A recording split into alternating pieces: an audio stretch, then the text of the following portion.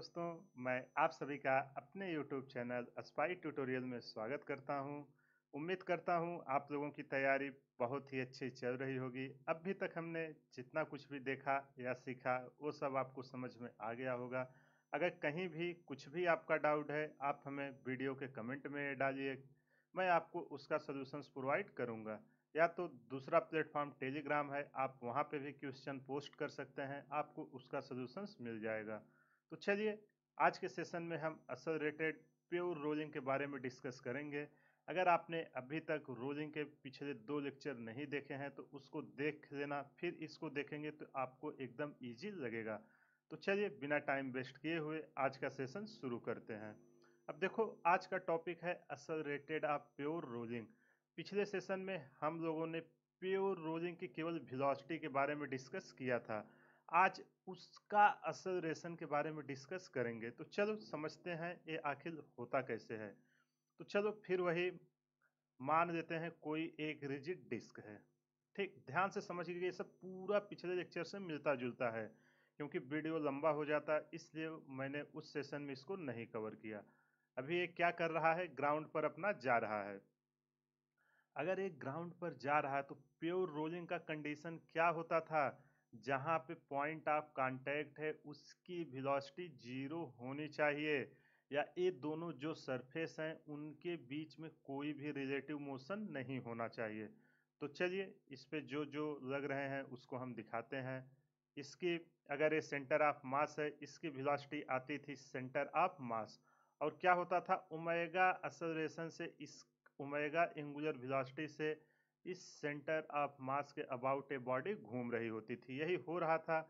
अब हम मान क्या लेते हैं कि इसके साथ और क्या आ जा रहा है, एंगुलर एक्सेलरेशन भी आ रहा है। ठीक। अब जब एंगुलर एक्सेलरेशन आया तो वही सेम कंडीशन होना है। जो अगर ये प्योर रोलिंग होना है, मान लेता हूं ये जहां पे दोनों पॉइंट टच कर रहे हैं, यहाँ पे मैं 2 पॉइंट एकदम जूम करके रखता हूँ। एक पॉइंट एकदम ऊपर P और एक पॉइंट नीचे का एकदम मैग्नीफाई करके देखो कि जहां टच कर रहे हैं Q। तो आप बताओ, अगर Q आपका ग्राउंड है या कोई प्लेटफॉर्म है और P आपका ये बॉडी का है, दोनों टच कर रहे हैं, तो क्या इन दोनों के बीच कोई रिलेटिव मोशन होना चाहिए? नहीं होता था, तभी प्योर रोलिंग होता था। तो वही सेम केस यहाँ पे क्या होगा, प्योर रोलिंग के एक्सेलरेशन के बारे में भी होगा। तो जब वेलोसिटी सेंटर ऑफ मास की भी है तो क्या प्रोड्यूस होगा, एक एक्सेलरेशन प्रोड्यूस होगा जिसको ए सेंटर ऑफ मास रखते हैं। तो चलो अब इसको लिखते हैं। यहां से जो एक्सेलरेशन ए पी का होगा वही एक्सेलरेशन किसका होना चाहिए, ए क्यू का। और ये दोनों कोई रिलेटिव मोशन नहीं करने चाहिए एक दूसरे के रिस्पेक्ट में। ठीक है। तो यहाँ पे देखो, क्यू आपका कहाँ पे है, क्यू हमारा ग्राउंड पे है। तो यहाँ से ए क्यू इक्वल टू क्या आएगा, ए क्यू इक्वल टू जीरो आएगा। और एक्सेलरेशन ऑफ पी पॉइंट का क्या आएगा, ए भी निकल के जीरो आएगा। बताइए, यहाँ तक कुछ भी डाउट है? जैसे हम वेलोसिटी के बारे में कर रहे थे सेम वही कर रहे हैं। अब इसको डिस्कस करने से पहले एक बार मैं आपको, अगर कोई बॉडी केवल एंगुलर एक्सेलरेशन से घूम रही है अल्फा, तो उस पर कितने एक्सेलरेशन आते थे उसका एक बार रिकॉल करा देता हूं। एक्चुअली हम लोगों ने ऑलरेडी डिस्कस कर लिया है, बट एक बार आपको फिर से कराता हूं। अगर आप शुरुआत का पहला लेक्चर रोटेशनल मोशन का देखा होगा तो यहीं से सारी चीजें शुरू हुई थी, और सर्कुलर मोशन में भी ये चीजें कवर मैंने किया था। अगर कोई बॉडी आपका एंगुलर एक्सेलरेशन अल्फा आ रहा है, घूम रही है इस सेंटर के अबाउट, तो बताओ इस पॉइंट पर कितने एक्सेलरेशन आते थे?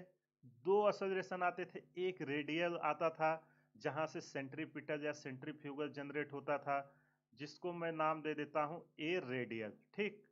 और क्या आता था, अगर इस डायरेक्शन में एंगुलर एक्सेलरेशन है तो इसका एक टेंजेंशियल आता था। टेंजेंशियल कंपोनेंट भूल गए कि याद है?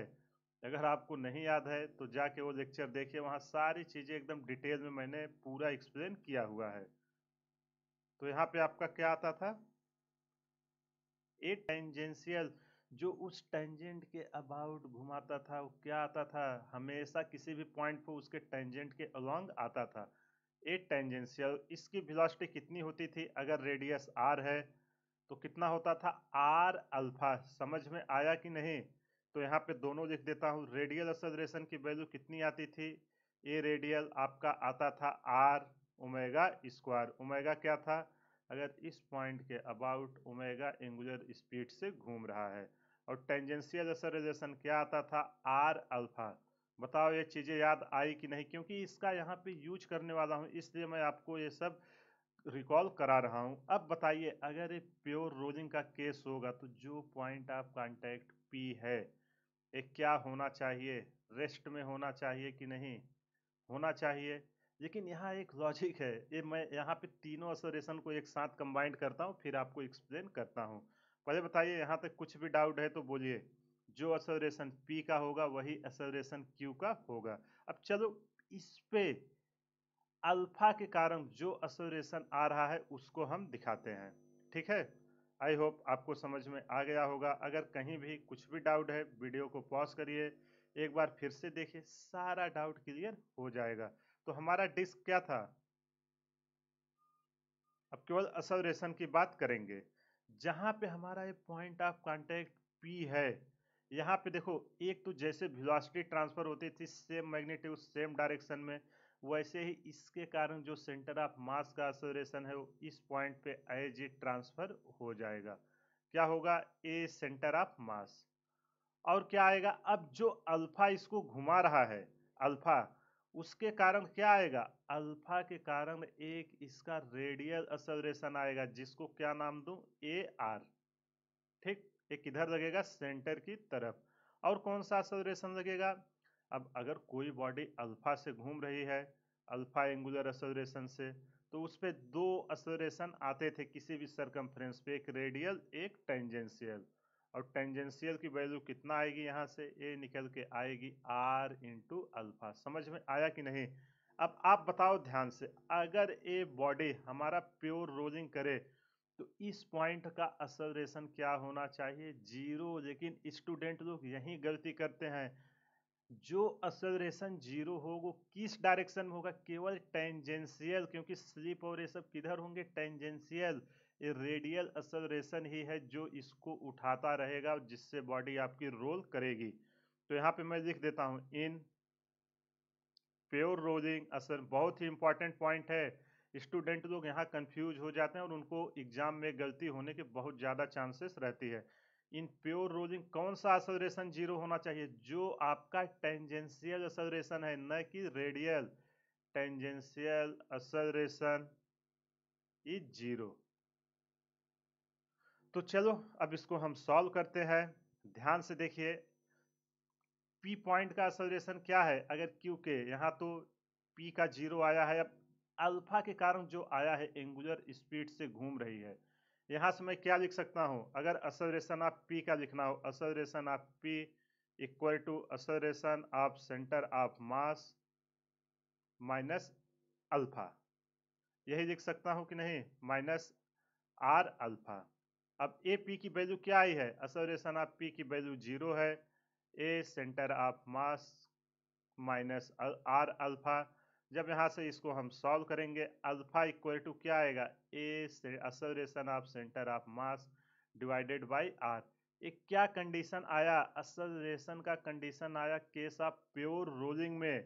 If rolling then only tangential acceleration will be zero. ये मैं आपको बार बार बता रहा हूँ। अभी इसका मैं आपको पूरा आगे प्रैक्टिकल एग्जांपल दिखाऊंगा कि जो आपका कोई भी डिस्क या फुटबॉल है वो रोल क्यों करता है अगर ये सब एक्सेलरेशन जीरो हो रहा हो। आगे अभी आपका सारा डाउट क्लियर हो जाएगा। पहले बताओ, ये समझ में आया कि नहीं? अभी ये हमने कब लिया? जब हमारा एक ग्राउंड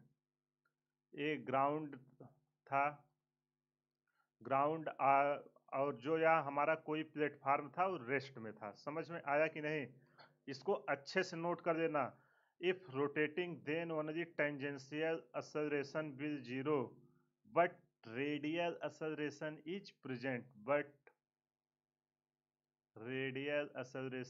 प्रेजेंट। समझ में आया कि नहीं? अगर कहीं भी कुछ भी डाउट है, देखो ये टॉपिक बहुत ही कॉन्सेप्चुअल है, इसलिए मैं आराम से धीरे धीरे सारी चीज़ें एक्सप्लेन कर रहा हूँ। आपने देखा होगा रोलिंग जहाँ से मैंने स्टार्ट किया है, आराम आराम से सारी चीज़ें आपको एक्सप्लेन कर रहा हूँ, क्योंकि बहुत सारे स्टूडेंट हैं वो इसमें कंफ्यूज हो जाते हैं, फील ही नहीं आती कि हो क्या रहा है। ये समझ में आया कि नहीं? पी पॉइंट पे 3 एक्सेलरेशन आएंगे। एक आपका सेंटर ऑफ मास का एक्सेलरेशन है जो एज इट ट्रांसफर हो जाएगा, यहाँ पे ए सेंटर ऑफ मास का जो था। इसके बाद अल्फा के कारण दो एक्सेलरेशन आएंगे, एक रेडियल एक टेंजेंशियल। पी पॉइंट पे एक्सेलरेशन हमारा अगर प्योर रोलिंग करेगी तो जो टेंजेंशियल एक्सेलरेशन है वो क्या होना चाहिए? जीरो होना चाहिए। अब देखो यहाँ हमने इसको ग्राउंड पे लुटकाया था, या जिस भी प्लेटफार्म था वो रेस्ट पे था। अब मैं क्या करता हूँ कि जो हमारा प्लेटफार्म है, जैसे हमने उसमें लिया था ना, आपने देखा होगा प्योर रोलिंग में एक केस आया था जब हमारा प्लेटफॉर्म भी मूव कर रहा था, व्हेन प्लेटफॉर्म इज मूविंग। चलो उसका भी सेम कॉन्सेप्ट है, अगर आपने पिछला सेशन अटेंड किया होगा उसी से पूरा रिलेटेड है, बस वहां वेलोसिटी थी, यहाँ आपका एक्सेलरेशन आ जा रहा है, ए डबल सी। ठीक है, व्हेन प्लेटफॉर्म इज एक्सेलरेटेड। चलो अब इसको फिर से बनाते हैं। मान लेता हूँ कोई हमारी एक डिस्क है, ये एक प्लेटफॉर्म पर रखी हुई है। एक मिनट, प्लेटफॉर्म का कलर चेंज कर देते हैं। एक प्लेटफॉर्म पर रखी हुई है। अभी वहां क्या था, विथ रिस्पेक्ट टू प्लेटफॉर्म या ग्राउंड, वो सब हमारा रेस्ट में होता था। लेकिन यहाँ पे जो हमारा प्लेटफॉर्म है, ये किस एक्सेलरेशन से जा रहा है? ए नॉट एक्सेलरेशन से जा रहा है। और यहाँ पे क्या क्या है? यहाँ पे ये अल्फा एंगुलर एक्सेलरेशन से चल रहा है। और इस पे क्या क्या आएगा? सेंटर ऑफ मास, इसका एक्सेलरेशन को नाम दे देते हैं ए सी, इसका रेडियस ले देते हैं कैपिटल आर, ये है हमारा सेंटर। ठीक है, अब आपसे पूछ रहा है, क्या आपको बताना है? For pure rolling find A C. ठीक है, फॉर प्योर रोलिंग,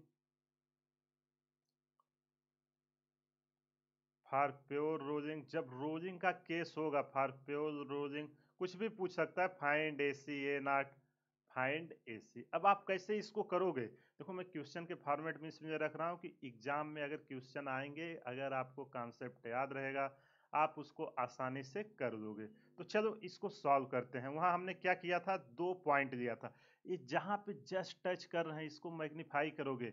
एक पॉइंट दे देता हूं, यहाँ में जस्ट टच कर रहे हैं जो प्लेटफॉर्म है क्यू, और जस्ट बॉडी का जो पार्ट टच कर रहा है उसको पी। समझ में आया कि नहीं? कुछ भी डाउट है बताओ। अब एक्सेलरेशन क्यू का क्या आएगा? एक्सेलरेशन क्यू का वही होगा जो प्लेटफॉर्म का है। तो चलो यहाँ पे लिख देते हैं, acceleration of Q equal to क्या आएगा? A not.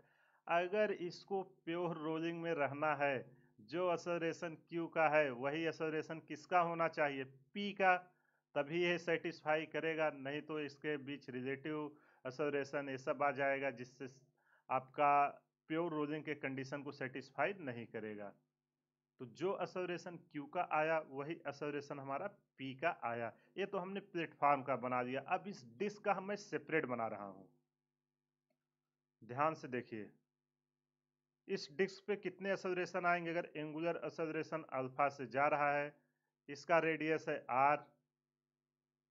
देखो हम केवल किसको कंसीडर कर रहे हैं? रेडियल को नहीं देंगे क्योंकि उसका इसमें अभी यूज नहीं है। हम जो टेंजेंशियल आ रहा है उसी को कंसीडर करेंगे।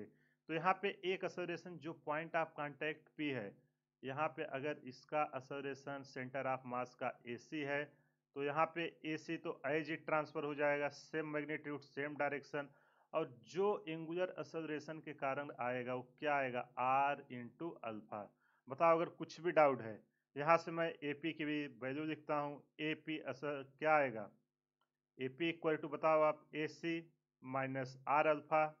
अब यहाँ से AP की वैल्यू पुट करो, AP इक्वल टू क्या आया है? ए नॉट। ए नॉट किसका एक्सेलरेशन है? प्लेटफॉर्म का, उसको लिख लेना, AC माइनस आर अल्फा।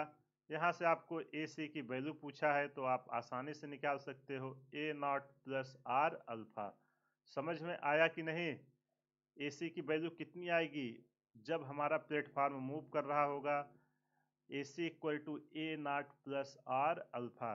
ठीक, आई होप आपको ये समझ में आ गया होगा। दोनों केस लेके मैंने दिखा दिया कि अगर आपका प्लेटफॉर्म मूव कर रहा है उस केस में कैसे क्वेश्चन सॉल्व करते हैं। देखो ये कुछ भी पूछे, मैं जस्ट आपको अप्रोच सिखा रहा हूँ ताकि आप आसानी से कर सको। और जब आपका प्लेटफॉर्म रेस्ट में हो वो भी आपको दिखा दिया हूँ। आई होप आपको समझ में आ गया होगा। चलो अब समझते हैं कुछ इसके इम्पॉर्टेंट कॉन्सेप्ट। अब आप देखो, ये रोलिंग में जो है, इन रोलिंग, अगर प्योर रोलिंग है, फ्रिक्शन हमारा नहीं है। फ्रिक्शन नहीं है क्यों? क्योंकि यहाँ पे कोई रिलेटिव मोशन नहीं है। यहाँ पे मैं लिख देता हूँ इन प्योर रोलिंग। इसको ध्यान रखना, ऑब्जेक्टिव में कई बार पूछ लिया जाता है। In pure rolling friction is not there. Friction कब हमारा आता है? फ्रिक्शन हमारा तभी आएगा जब दो सरफेस के बीच रिलेटिव मोशन होगा। फ्रिक्शन के चैप्टर में पूरा एकदम डिटेल में चीजें मैंने आपको एक्सप्लेन किया है। Because there is no relative motion, इसको नोट करके रखना क्योंकि कई बार एग्जाम में पूछा गया है और फिर से पूछने के चांसेस हैं। आई होप आपको ये समझ में आ गया होगा। अगर कहीं भी कुछ भी डाउट है, वीडियो को पॉज करिए, एक बार फिर से देखिए, सारा डाउट क्लियर हो जाएगा। अब चलो कुछ इसके इम्पॉर्टेंट कॉन्सेप्ट देखते हैं जो प्रैक्टिकल लाइफ में होते हैं। ठीक, अब देखो मैं एक डिस्क ले लेता हूँ कोई भी, या फुटबॉल मान लीजिए। अभी ये एक फ्रिक्शन लेस सरफेस पे रखा हुआ है। ये हमारा म्यू इक्वल टू 0 है। अगर म्यू इक्वल टू 0 है मतलब फ्रिक्शन लेस सरफेस है, जो कि रियल लाइफ में पॉसिबल है नहीं। फ्रिक्शन लेस सरफेस, इसको एक वेलोसिटी भी दी जा गई है। अब आप बताइए, क्या ये रोल हमारा करेगा? बताओ, ये हमारा रोल करेगा? ये कभी रोल नहीं करेगा। क्यों? क्योंकि जो हमारा फ्रिक्शन है, रोलिंग पे भले नहीं प्रेजेंट है, लेकिन इसको इस पॉइंट तक लाने के लिए फ्रिक्शन जरूरी है। अभी अगला एग्जांपल लेके उसको मैं आपको एक्सप्लेन करता हूँ। ये क्यों नहीं रोल करेगा? जैसे ये वेलोसिटी है, अगर फ्रिक्शन है नहीं, यहाँ से टार्क प्रोड्यूस होगा नहीं, जिसके कारण ये सेंटर ऑफ मास के अबाउट नहीं रोटेट करेगा। वनरी ट्रांसलेशन इसी भी स्पीड से सेम डायरेक्शन में जाने लगेगा। समझ में आया कि नहीं? अब उसका कारण मैं आपको आगे एक्सप्लेन करता हूँ। प्रॉब्लम समझ में आई ना? कि फ्रिक्शन न हो, केवल प्योर रोलिंग जहां हो रहा है वहां फ्रिक्शन नहीं है, बाकी पूरे मोशन के दौरान वो आपका फ्रिक्शन ही है। चलो अब दूसरा एग्जांपल से समझते हैं। मान लीजिए एक फुटबॉल है, ठीक, एक ग्राउंड पर रखा हुआ है। अब इसके सेंटर ऑफ मास पर, इसके सेंटर ऑफ मास पर अगर आप फोर्स एक लगाओ तो ये क्या होता है? अगर जैसे ही फोर्स लगाओगे, ये इसके अबाउट रोलिंग करना चालू कर देता है कि नहीं? और अभी इसको हमने किस पे रखा है? ये हमारा ग्राउंड पर है। ग्राउंड पर यहाँ मतलब म्यू हमारा है। आई होप आपको ये समझ में आ गया होगा।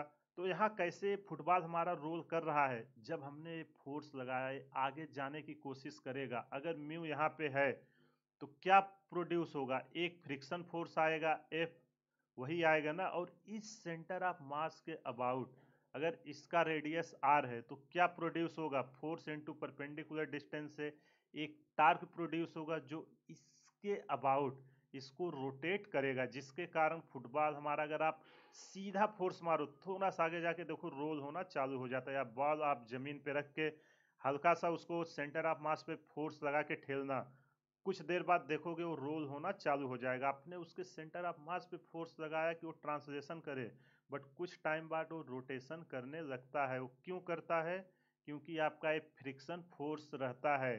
वो फ्रिक्शन फोर्स आता है जिसके कारण एक टार्क प्रोड्यूस होता है और वो सेंटर ऑफ मास के अबाउट घूमने लगता है। यहाँ पे मैं लिख देता हूँ कैसे घूमता है। समझ में आया ना? कि in football when force is applied at its centre of mass it will not translate but also rotate. क्यों होता है? क्योंकि हमारा वहां पे फ्रिक्शन फोर्स इज प्रोड्यूसिंग, यहाँ पे लिख देता हूँ फ्रिक्शन,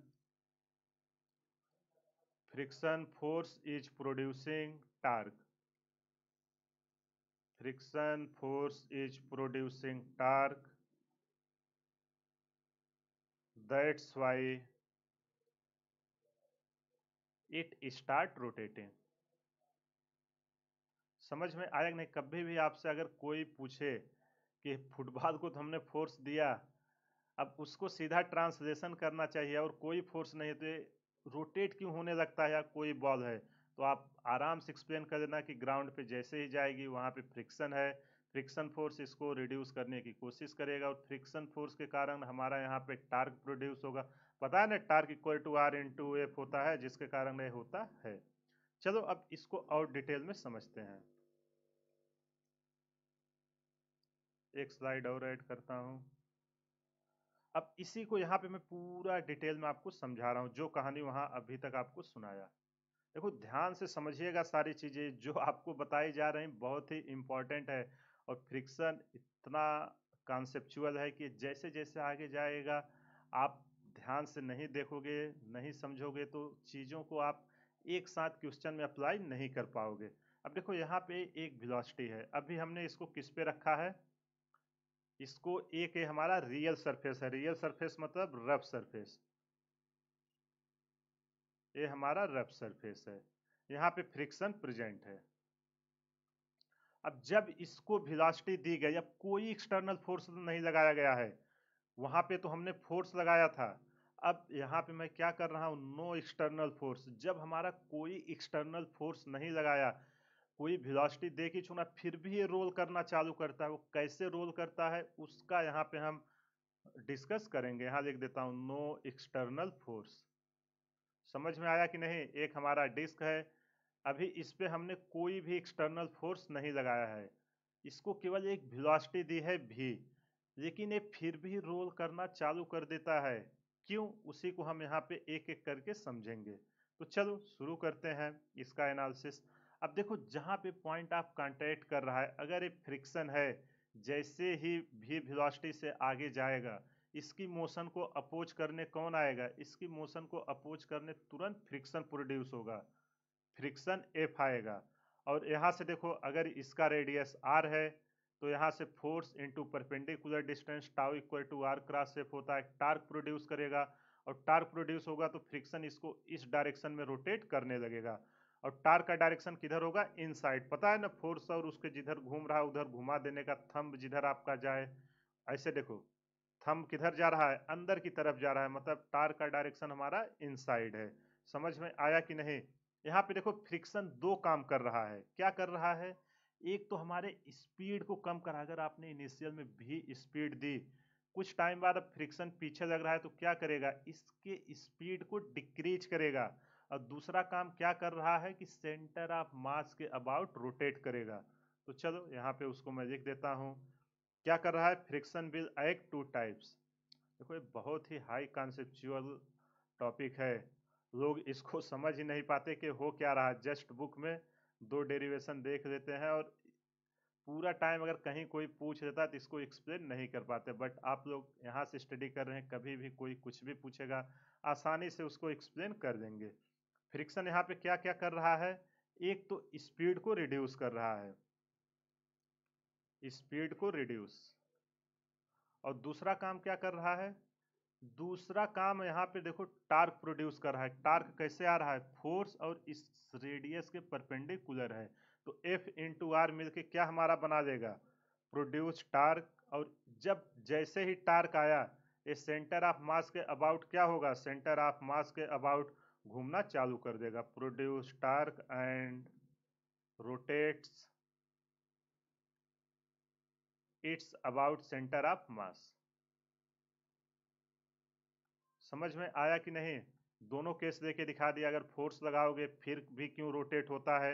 होता है ना कि आप पैर से फुटबॉल को मारते हो, जरा सा आगे ट्रांसलेशन जाता है, लेकिन कुछ दूर बाद वो रोटेट करने लगता है। और कभी कभी क्या होता है, कोई वेलोसिटी दे के बॉल को खींचो, या आप क्या करते हो कि जग या वो सब पे देखो ना, एक बॉल या रखी रहती है दस्ती पर, उसको खींचते हैं तो रोलिंग करना चालू कर देता। क्यों? उसको एक इनिशियल वेलोसिटी मिलती है, जब खींचते हैं तो वहाँ फ्रिक्शन आ जाता है। समझ में आया कि नहीं? तो चलो अब इसको पूरा समझते हैं। यहाँ से हमारा टार्क प्रोड्यूस होगा, टार्क को हम क्या लिखेंगे? आर क्रॉस एफ, यही लिखेंगे। और यहाँ पे हमारा थीटा क्या है? टाउ इक्वल टू होता है are F sine theta. Torque वाले चैप्टर में एकदम डिटेल में सारी चीजें पूरा एक्सप्लेन किया हूँ। यहाँ पे थीटा कितना है आपका? देखो एफ और आर के बीच 90 डिग्री, तो साइन 90 डिग्री की वैल्यू 1 हो जाएगी। टाउ इक्वल टू क्या आएगा? R F. ठीक, ये हमारा टार्क आएगा।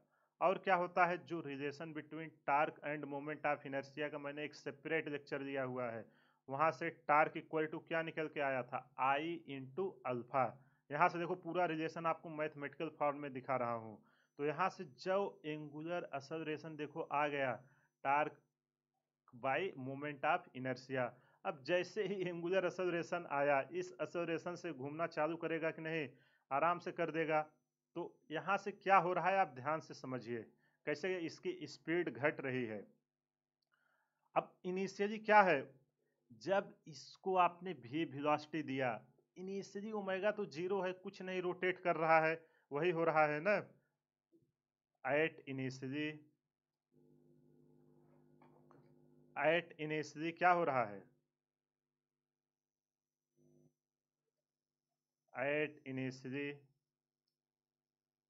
कब, शुरुआत में जैसे ही आपने वेलोसिटी इसको भी दी, यहाँ पे क्या हो रहा है, आपका स्पीड, जो आपका स्पीड भी है वो बहुत हाई है, और ओमेगा जो एंगुलर वेलोसिटी है जो सेंटर के अबाउट घूमने की, वो क्या है, एकदम लो है।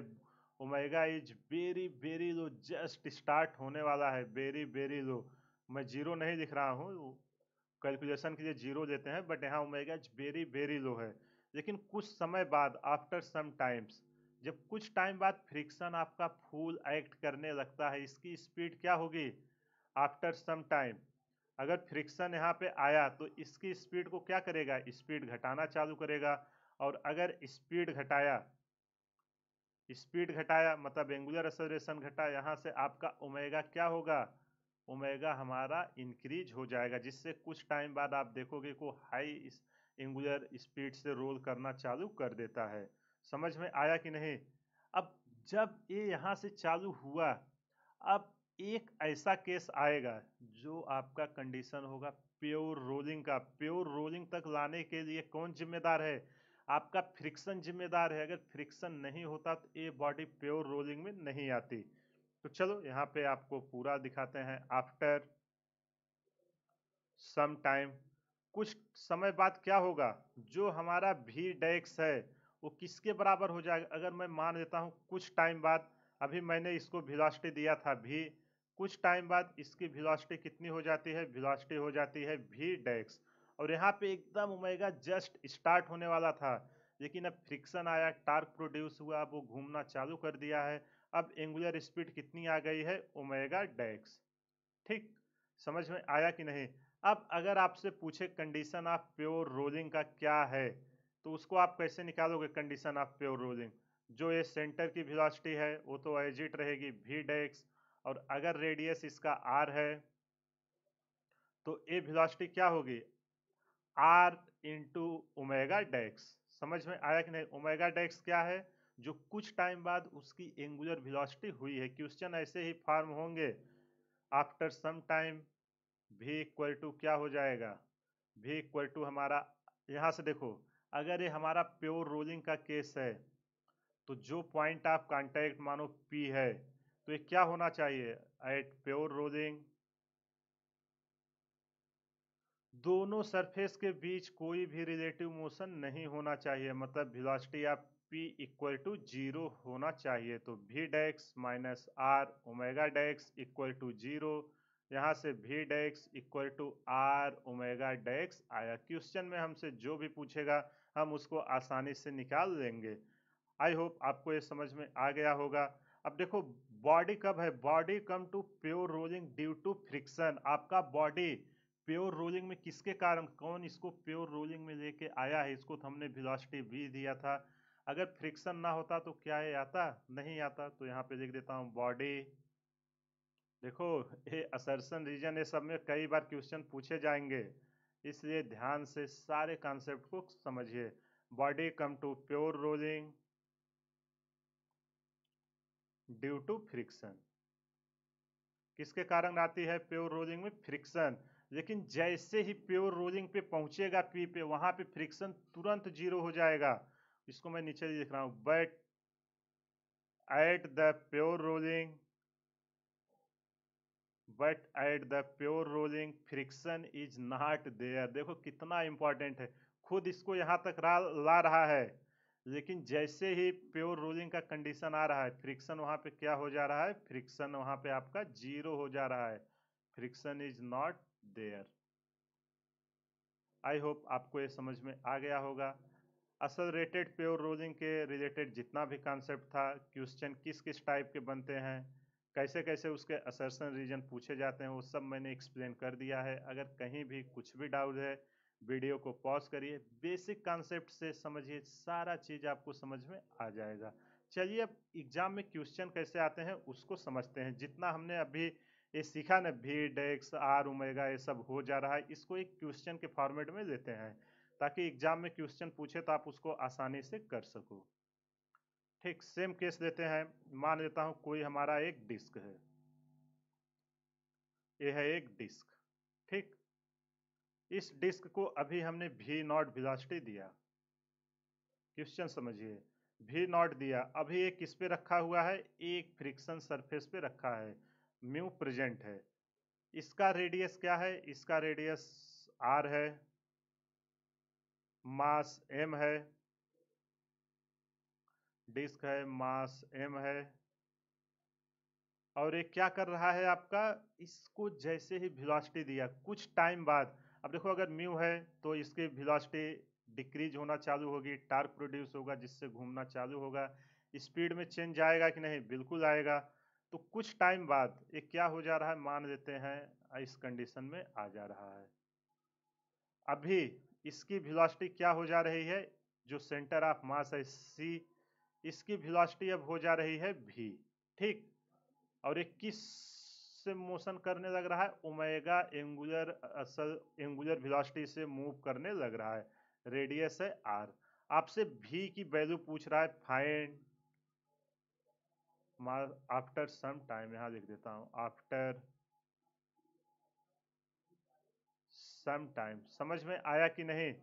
एक डिस्क है जो सेंटर ऑफ मास की वेलोसिटी भी नॉट है, एक फ्रिक्शन सरफेस पर रखा गया है, म्यू कोफिशिएंट ऑफ फ्रिक्शन की वैल्यू म्यू है, इस डिस्क का मास एम है। कुछ टाइम बाद इस डिस्क की वेलोसिटी भी हो जाती है। तो आपसे पूछ रहा है कि जो ये भी आया है ये कितना होगा, आपको ये आइडेंटिफाई करना है। समझ में आया कि नहीं क्वेश्चन। अगर आपने कॉन्सेप्ट सीखा है तो इसको अभी पहले खुद से ट्राई कीजिए। ठीक, चलो अब इसको सॉल्व करना शुरू करते हैं। आई होप आपने ट्राई कर लिया होगा। अगर आपसे सॉल्व हुआ तो बहुत ही अच्छी बात, नहीं हुआ तो मैं कर रहा हूं, देखिए कि मिस्टेक्स कहाँ पे हो रही है।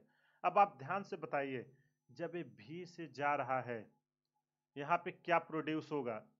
अगर कोफिशिएंट ऑफ फ्रिक्शन की वैल्यू म्यू है, यहाँ पे फ्रिक्शन फोर्स आएगा कि नहीं, और फ्रिक्शन फोर्स आएगा। और फ्रिक्शन अगर फोर्स आया तो वहाँ असलरेशन भी होगा, निगेटिव असलरेशन जो रिटार्डेशन कर रहा है। फ्रिक्शन फोर्स की वैल्यू कितनी आएगी, अगर इसका मास m है, m को स्मॉल कर देते हैं, मास m है, अगर a m है तो इसका एक नीचे आएगा कितना, mg, और F equal to mu N होता है और म्यू एम जी हो जाएगा। समझ में आया कि नहीं। ये तो पूरा डिटेल में आपको समझाए हैं ऑलरेडी। यहाँ से हमारा फ्रिक्शन की वैल्यू कितनी आ गई, म्यू एम जी। अब आपसे क्या पूछ रहा है, यहाँ से अब हमें पहले असलरेशन चाहिए। तो F इक्वल टू क्या होता है, F equal to M into A. ये हमारा वेलोसिटी के अपोजिट है, तो क्या हो रहा है, रिटार्डेशन हो रहा है। ए इक्वल टू अगर रिटार्डेशन हो रहा है माइनस एफ बाई एम, यहाँ से जब सॉल्व करेंगे माइनस म्यू एम जी। देखो कैसे जाना है वो सब आप समझिए। हमें भी चाहिए ओमेगा के टर्म में, तो हमें टाइम ये सब चाहिए, टार्क सबका इसमें यूज होगा। ध्यान से देखिए, सारा कॉन्सेप्ट क्लियर हो जाएगा। अब acceleration A equal to minus mu G, पहले जो जो समझ में आ रहा था इतना हमने निकाल लिया। क्यों, क्योंकि हमें पता है कि अगर इनिशियल से स्टार्ट हुआ है भी equal to U not plus A T, वो सब लगेगा, तो असलरेशन हमको चाहिए ही चाहिए, इसलिए इसको निकाला। अब चलो, आपको पता है भी इक्वल टू क्या होता है, भी इक्वल टू, भी क्या है, फाइनल वेलोसिटी, भी इक्वल टू यू, यू आपकी इनिशियल वेलोसिटी है, प्लस ए टी। यहाँ पे देखो इनिशियल वेलोसिटी कितनी है, भी नॉट, और फाइनल वेलोसिटी कितनी है, भी। वैल्यू पुट करते हैं, भी इक्वल टू भी नॉट, और ए की वैल्यू कितनी आई है, minus mu G into T. समझ में आया कि नहीं, हमारा एक इक्वेशन बन गया। अब आप देखो, अगर किसी तरह हमें टी की वैल्यू पता चल जाए, म्यू पता है, जी पता है, केवल टाइम अननोन, अगर किसी तरह इसकी वैल्यू पता चल जाए तो मैं यहाँ पे पुट करके निकाल सकता हूँ कि नहीं? आराम से निकाल सकता हूँ। तो चलो अब दूसरे इक्वेशन इसका यूज करके कुछ देखते हैं कि क्या क्या इंफॉर्मेशन मिलती है। चलो अब इसको देखते हैं। जब ये बॉडी आपका जस्ट हमने वी नॉट दिया, तो क्या उस समय रोटेट कर रही थी? नहीं रोटेट कर रही थी। जस्ट जब स्टार्ट होने वाला था, तो यहाँ पे आपका ओमेगा आई, ओमेगा इनिशियल क्या है? जीरो। और कुछ टाइम बाद जब आपका किस एंगुलर वेलोसिटी से मूव कर रहा है, ओमेगा फाइनल ओमेगा आया। ये समझ में आया कि नहीं? आई होप आपको समझ में आ गया होगा। अब आप बताओ यहाँ से मैं क्या लिखूं? Omega F equal to omega not plus linear acceleration भी प्रोड्यूस होगा। अगर ये एंगुलर वेलोसिटी ओमेगा से घूम रहा है तो एंगुलर एक्सेलरेशन अल्फा भी आएगा, omega not plus alpha T. अब यहाँ पे देखो, ओमेगा एफ हमारा क्या है? ओमेगा है, और ओमेगा नॉट जीरो है, तो omega equal to alpha T. यहाँ पे अगर किसी, अब देखो दो अननोन हो गए, हमें टाइम चाहिए था यहाँ से, लेकिन यहाँ एक और आ गया अल्फा। अब हम अल्फा कैसे निकालेंगे उसको समझते हैं। तो कोई नहीं, अल्फा निकालने का, अगर एक डिस्क है, डिस्क का मोमेंट ऑफ इनर्शिया क्या होता है? पूरा टेबल आपको बताया था। डिस्क का moment of inertia I equal to M R square by two, यही होता है कि नहीं? और रिलेशन बिटवीन टार्क और मोमेंट ऑफ इनर्शिया अगर आपको याद होगा, क्या होता था? टार्क, टाउ इक्वल टू, पहले यहां से टार्क निकालते हैं। टार्क कितना प्रोड्यूस होगा? Torque R F sine theta, R into F. F क्या है आपका? Friction force. साइन थीटा की वैल्यू, थीटा आपका यहाँ 90 डिग्री है, तो साइन थीटा आपका 1 हो जाएगा। तो tau equal to R, F की वैल्यू क्या है? म्यू एम जी, यही है कि नहीं?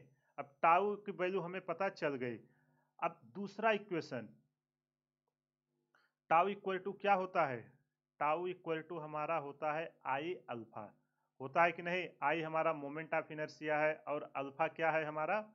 Angular acceleration. अब यहाँ से मैं अल्फा की वैल्यू हमें चाहिए, तो अल्फा इक्वल टू क्या करूँगा? टाउ बाई आई, आई भी पता है और टार्क भी पता है, तो यहाँ से मैं अल्फा निकाल के इक्वेशन नंबर 2 में पुट कर सकता हूँ कि नहीं?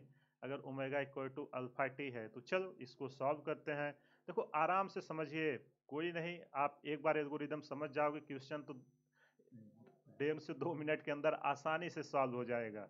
चलो वैल्यू पुट करते हैं। क्या आएगा? Mu R M G divided by moment of inertia क्या है? M R square by to.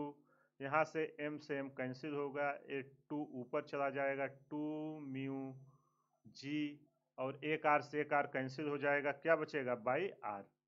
हमें अल्फा की वैल्यू पता चल गई। देखो इसमें कुछ भी पूछे, एक ही क्वेश्चन में मैं सारा आपको डिराइव करके दिखा रहा हूँ। चाहे टाइम पूछे, चाहे एंगुलर एक्सेलरेशन पूछे, न्यूमेरिक वैल्यू दिया रहे, ऐसे आप पुट करना आसानी से निकाल लोगे। अब अल्फा की वैल्यू मैं क्या करता हूँ? Put alpha in equation 2। Equation 2 में अल्फा की वैल्यू पुट करूंगा तो हमको क्या मिलेगा? ओमेगा। एक टाइम मिल जाएगा कि नहीं? क्यों? क्योंकि ओमेगा हमको पता है। तो चलो पुट करते हैं, omega equal to alpha. Alpha की वैल्यू कितनी आई है? Two mu G by R into T. अब ओमेगा इक्वल टू यहाँ से मैं क्या लिख सकता हूँ? V equal to R omega होता है, तो omega equal to V by R, यही होगा ना? V by R equal to two mu G by R. ये तो मैं एक्सप्लेन कर रहा हूँ इसलिए टाइम जा रहा है, आप खुद से करोगे इतना टाइम नहीं लगेगा।